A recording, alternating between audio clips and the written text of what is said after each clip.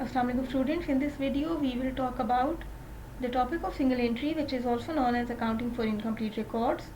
As the word itself in the topic title is telling you, we are maintaining the accounting records but in an incomplete form. We are working for a trader or businessman who is not keeping the proper accounting records. We'll discuss the types of single entry as well. So let's see. Single entry system is actually a common kind of system in which the businessman maintains their records. They keep the record of the account receivables and the account payable because they are dealing with their customer and suppliers. They also maintain their cash records in the form of their cash book. Those people are not accounting literate, so they are not maintaining proper books of accounts like journal, and they are not maintaining the double entry records. Therefore, we call their records as single entry records or the single entry system. Now let's see its types. Single entry system has three types, that is pure single entry, simple single entry and mixed single entry. In our syllabus we only have to study pure single entry, therefore we will focus on this only and we'll ignore the other two types in this video. Let's see what the pure single entry is. In pure single entry, personal accounts of customers and suppliers are maintained, and we calculate profit or loss keeping in view this particular equation, which means assets is equal to liabilities plus capital. In other two types of systems, we do look at the cash received and payment records, and we look at the other records, but because they are not in our syllabus, so we will not discuss it.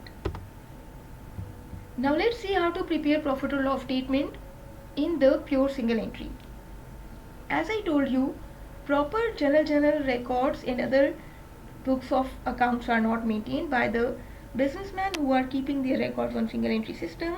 Therefore, we cannot have a proper income statement containing the cost of goods sold section and the sales record and other things.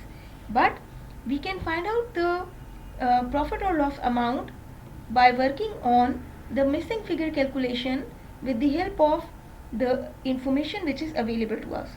If there are any adjustment data given to us, we will not ignore it and we will see its effect to find out the final or adjusted net profit or loss. Let's see how to calculate the profit, unadjusted or the gross profit, keeping in view the single entry or the pure single entry system. We will follow this pattern, that is capital ending minus capital closing minus additional investment plus drawing if any, and whatever final amount we will get will be our profit or loss.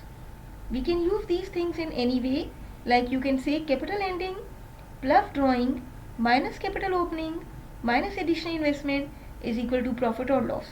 These are actually the components of owner's equity section in our balance sheet, and because they are given to us in the question, therefore we are finding out this missing figure using these amounts which are given to us. After finding out the profit or gross loss, which is called unadjusted profit or unadjusted loss, we will focus on these adjustment data which are given to us by the examiner. If there are any expenses, they will be subtracted. If there are any prepaids, they will be added. Why will the prepaids be added? Because these are not actually the advances, these are your early payments, your advance payments made by you. Therefore, in order to calculate your profit, you will add back them. If there is any other income given to you in adjusting data, it will also be added. But if there is any unearned income, because unearned income belongs to the next year's period, it doesn't belong to this year, you had taken the money in advance, that is why you call it your unearned income.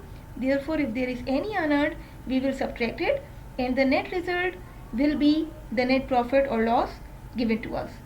And before these adjustments, the loss or profit which is given to us is also called gross profit. So actually from gross profit, we are subtracting the expenses, we are adding the prepaids, we are adding the other incomes, and we are subtracting the unearned incomes.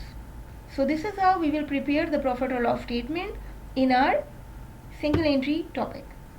Now what these all accrued expenses are, all payables are termed as accrued expenses. Many times we have discussed the prepaids, these are given here what they are. All receivables are your income and they should be added. All unearned are actually the liabilities, therefore they should be deducted or subtracted while calculating the net income. One requirement in this topic is to prepare the profit and loss statement, and the other requirement of the examiner is to prepare statement of affairs. This is the statement similar to balance sheet. This statement comprises of capital, liabilities and assets. It is the statement in which we focus on the equation total assets minus total liabilities. Let's see its pattern. All current assets, then its total, all fixed assets subtracting their depreciations, and the total assets column will give you the total. Liabilities will be listed here.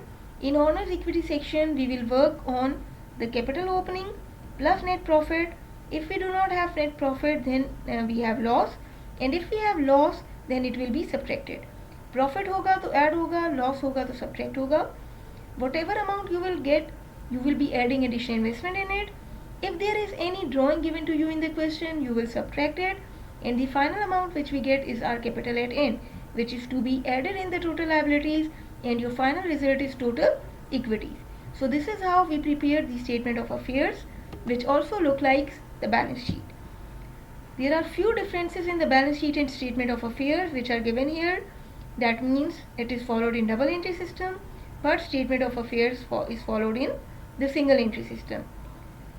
The other informations are given to you, that the balance sheet assets are equal to the sum of liabilities and capital, but in statement of affairs we do not have the complete capital column. We find out the missing figure by deducting the liability from the assets. So these are the main differences which you can have a look on. For demonstration problems, keep watching the other videos. Thanks for watching.